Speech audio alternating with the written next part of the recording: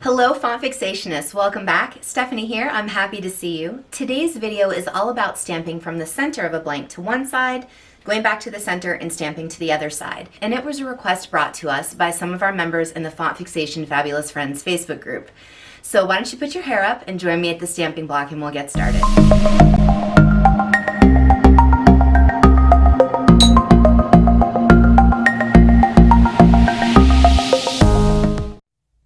Okay, so here's what's awesome.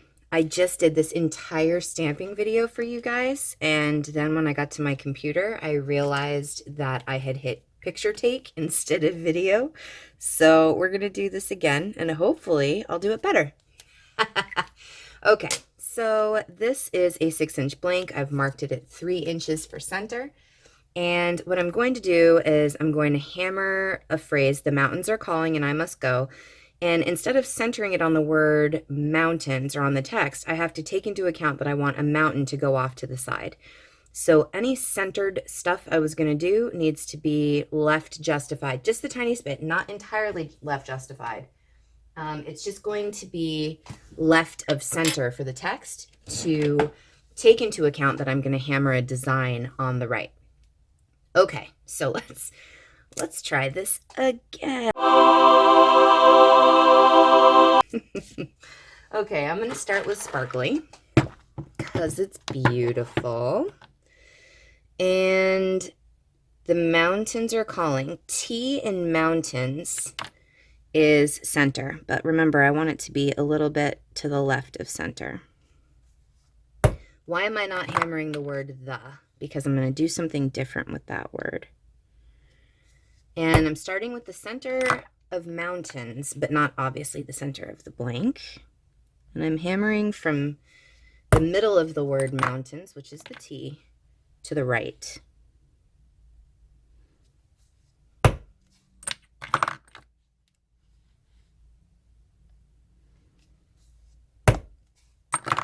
And now I'm hammering from the middle of the word mountains, which is the T, to the left.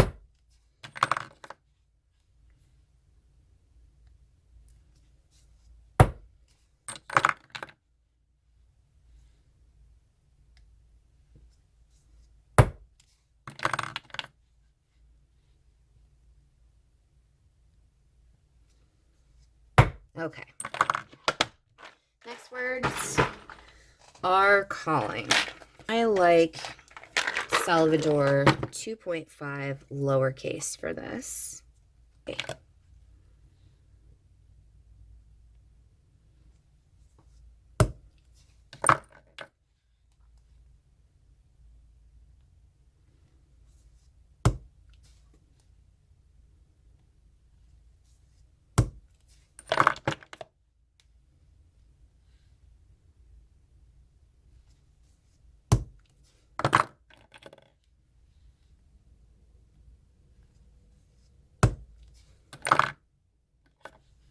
I'm going to hold off on the G there so that I don't disturb my tape. And I'll come back to it in a second.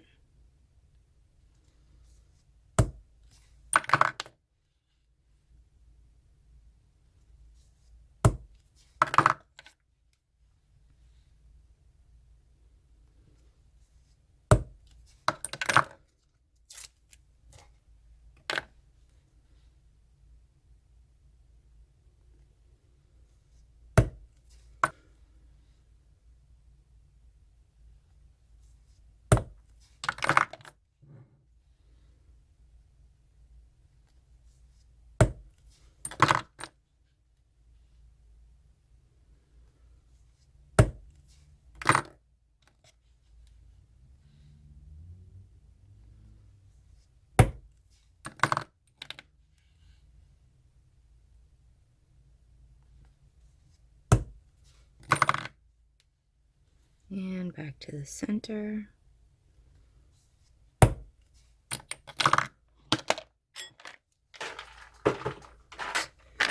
Smaller eye.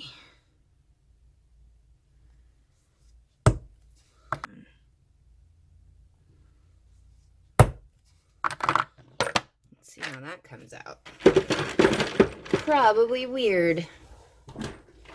because this is the second time I've done this video. So of course it's not going to be the same way it would have looked had it been the first time I did this video. Okay.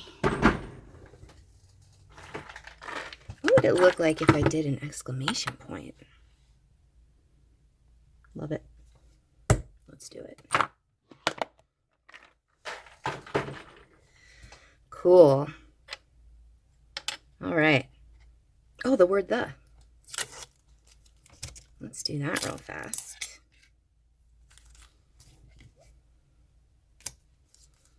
Now, I've already marked my tape because this is not the first time I've done this video now.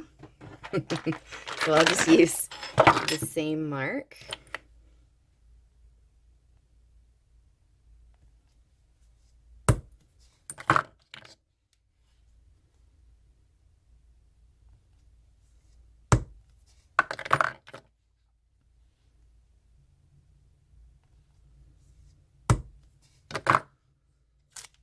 There we go. And you know, because now I'm feeling a little creative and crafty, and I already have one I can sell, I wonder what would happen if I used the F-it guy. I wonder if we can make him sort of like going. And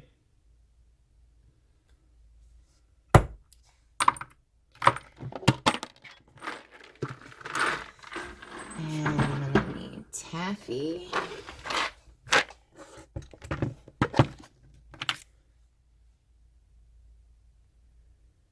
There's his hat. And he needs a leg. And another part of his leg. He needs an eye. Nope. He needs an arm. And he needs a backpack.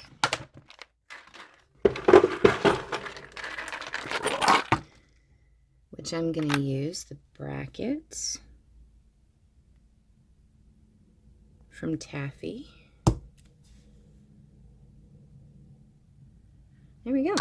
So if you've seen my video on which ink stays in longer, you'll know that the Sharpie paint pens stay in the longest. And I did that test using Gilder's paste, Sharpie paint pen, regular Sharpie. I think I used an oil-based crayon. I used a few. And I have not yet used nail varnish, but you guys in the UK, you tell me all the time how nail varnish is the absolute best. Because I am old and set in my ways and I haven't learned my new tricks yet, I'm using Gilder's paste because I think it stays in pretty well. And it's much faster, and I'm lazy. So I think if you were you and not me, use Sharpie paint pens or nail varnish because I haven't tried that one yet, and I hear it's great. Now, I love a brushed metal look on aluminum, so I'm just going to take, here we go. I am going to take a steel wool and just go over it a couple of times.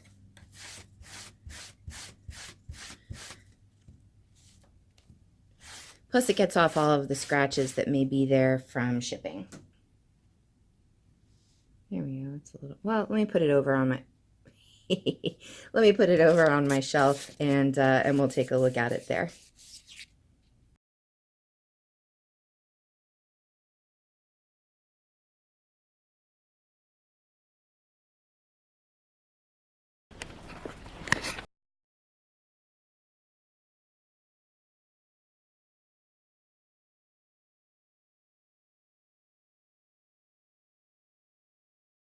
If you're not a member, come on, join us.